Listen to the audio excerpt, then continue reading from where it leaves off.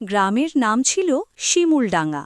সেই গ্রামে একটা পুরনো বটগাছ ছিল, যেটা নিয়ে সবাই ভয় পেত, কারণ লোকমুখে শোনা যেত ওখানে নাকি এক পেতনি থাকে। এক রাতে গোপাল নামে এক ভোজন রসিক লোক দেরি করে বাড়ি ফিরছিল।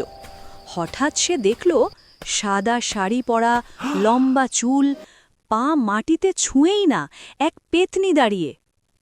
পেতনি গম্ভীর গলায় বলল, আমি পেতনি, ভীষণ ভয়ঙ্কর।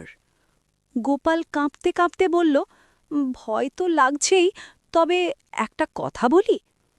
পেতনি অবাক, কি কথা? গোপাল বলল, তুমি ভয়ঙ্কর হও ঠিকই, কিন্তু তোমার আশেপাশে লুচি আলুর দমের গন্ধ পাচ্ছি কেন? এই কথা শুনে পেতনির ভয়ঙ্কর মুখটা একদম বদলে গেল।